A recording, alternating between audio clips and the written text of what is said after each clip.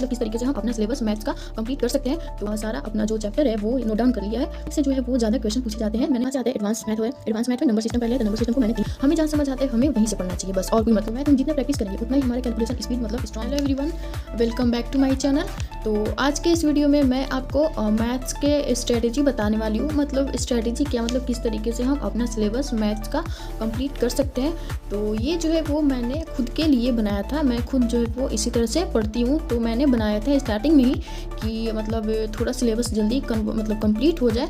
तो मुझे काफ़ी दिन से कमेंट आ रहा था कि मैथ कैसे पढ़ें, क्या सिलेबस है बताने के लिए, बट मैं वीडियो नहीं बना रही थी क्योंकि बहुत सारी वीडियो हैं यूट्यूब चैनल पे, तो उनका कमेंट जो है वो लगातार आ रहा था। तो फिर मैंने सोचा कि चलो वीडियो बना देते हैं। अगर और वैसे भी और लोग होंगे जिनको नहीं पता होगा तो उनकी कुछ मदद हो जाएगी। तो बस इसलिए मैंने ये वीडियो बनाया है, और ये मैंने खुद के लिए बनाया था जो मैं आप लोगों के साथ शेयर कर रही हूँ। तो फिर चलिए वीडियो को स्टार्ट करते हैं।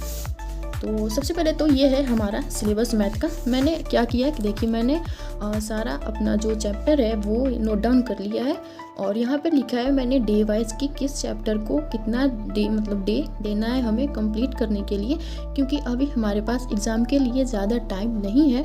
तो हमें अपना सिलेबस जल्दी कवर करना पड़ेगा, नहीं तो अगर हमारे पास और टाइम रहता तो हम और भी मतलब ज़्यादा दिन में इसको कवर करते।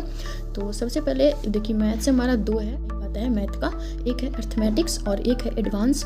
तो दो टाइप से है मैथ्स का। तो अर्थमेटिक्स से जो है वो ज़्यादा क्वेश्चन पूछे जाते हैं। मैंने PYQ भी देखा है और उसी को देख के मतलब मैंने बनाया था।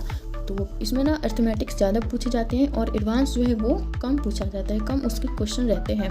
तो ये है अर्थमेटिक्स का मैंने पहले बनाया है। तो हमारा पहला चैप्टर है परसेंटेज। तो परसेंटेज में जो है वो हम मतलब 4 दिन देंगे, मतलब मैं 4 दिन देती हूँ परसेंटेज के लिए, 4 दिन दिया था मैंने।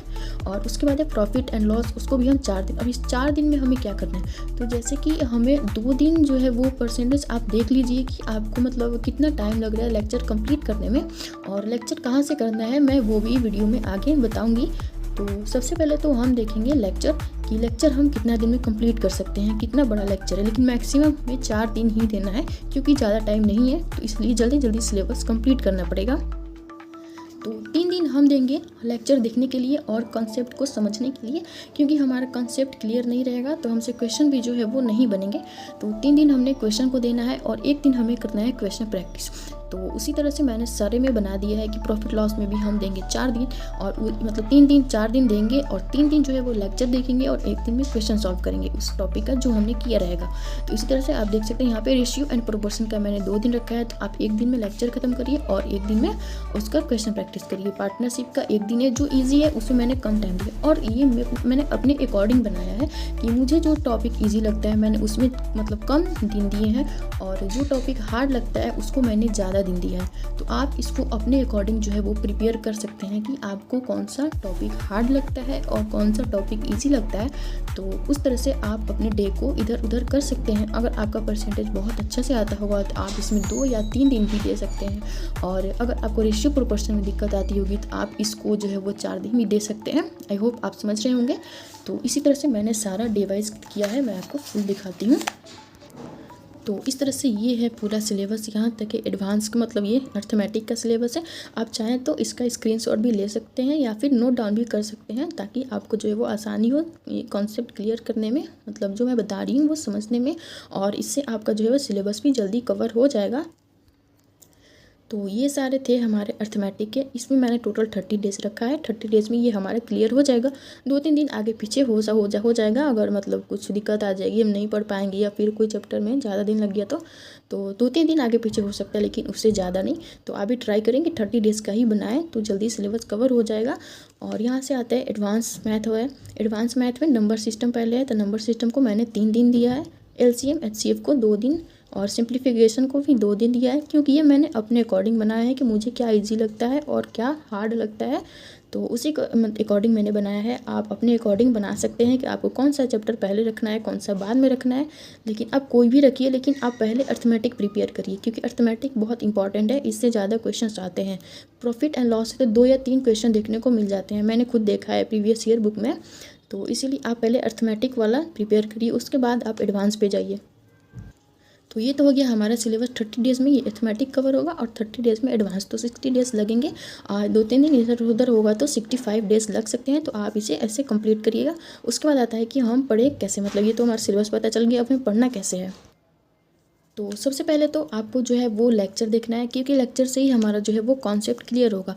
तो सबसे पहले आप यूट्यूब से लेक्चर देखिए, मैंने यहाँ पे दिया है। तो मैं जो है वो आदित्य रंजन सर का लेक्चर देखती हूँ, और मैं ये दोनों लोग को, सर का अभी लेक्चर मैंने नहीं देखा है, पर मैंने बताने के लिए आप लोगों को और सर्च किया तो इन दोनों का भी मिला मुझे।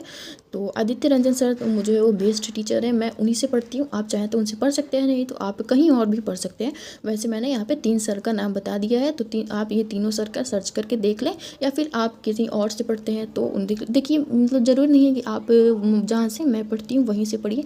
आपको जो भी टीचर से ज़्यादा समझ आता है आप उन्हीं से पढ़िए। ऐसा नहीं है कि मतलब कोई वो टीचर बोल रहा है कि बहुत अच्छे हैं तो आप उन्हीं टीचर से पढ़िए, ऐसा नहीं है। आपको जहाँ से कॉन्सेप्ट क्लियर हो आपको वहाँ से पढ़ना है, दूसरे का देख के नहीं चलना है कि वो वहाँ से पढ़ रहा है तो मैं भी वहीं से पढ़ूंगी, वो सर अच्छे पढ़ाते होंगे, तो ऐसा नहीं है। हमें जहाँ समझ आता है हमें वहीं से पढ़ना चाहिए, बस, और कोई मतलब नहीं होना चाहिए। तो मैंने यहाँ पे 3 सर का नाम दे दिया है। अगर आपको मतलब कोई दिक्कत हो तो आप मतलब जाके देख सकते हैं इनका लेक्चर। और उसके बाद सबसे पहले तो हमने अपना लेक्चर कंप्लीट किया, फिर उसके बाद क्वेश्चन प्रैक्टिस करना है। मान लीजिए आपने आज परसेंटेज कवर किया, आप परसेंटेज आपने आज स्टार्ट किया, तो सबसे पहले तो आप 3 दिन में लेक्चर क्लियर करिए देख के, या फिर अगर आपको 2 दिन लगते हैं तो 2 दिन में, और 2 दिन बच जाता है प्रैक्टिस के लिए। तो आपको PYQ प्रैक्टिस, तो क्वेश्चन प्रैक्टिस के लिए आप मतलब PYQ बुक ले सकते हैं NTPC का, या फिर मैथ का बुक आता है, मतलब मैथ, उसमें ना सिर्फ मैथ होगा। जैसे क्या है कि PYQ जो होता है उसमें तीनों सब्जेक्ट दिए होते हैं, मतलब रीजनिंग और GS और ये मैथ, तीनों दिया होता है मिला के ही। तो आप उससे भी प्रैक्टिस कर सकते हैं, और या तो आप जो है वो स्पेशल मैथ का ही बुक ले सकते हैं PYQ का, और जिसमें सारे मैथ के सिर्फ PYQ दिए हैं, उससे भी आप प्रैक्टिस कर सकते हैं।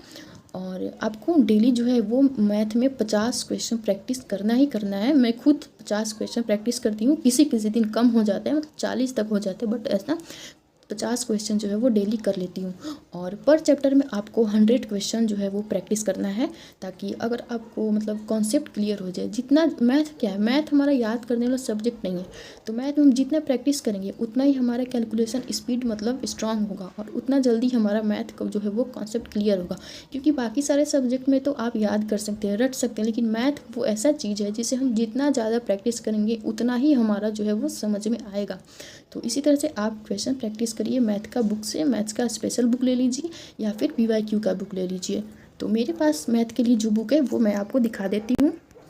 तो मैंने मैथ प्रैक्टिस के लिए आदित्य रंजन सर का रेलवे स्पेशल बुक है जो वो लिया है, और इसी से मैं जो है वो क्वेश्चन प्रैक्टिस करती हूँ। आप कोई भी बुक ले सकते हैं, किरण पब्लिकेशन की भी बुक आती है, आप वो भी ले सकते हैं। बाकी मैं मैथ से उससे मतलब आदित्य रंजन सर से के बुक से प्रैक्टिस करती हूँ।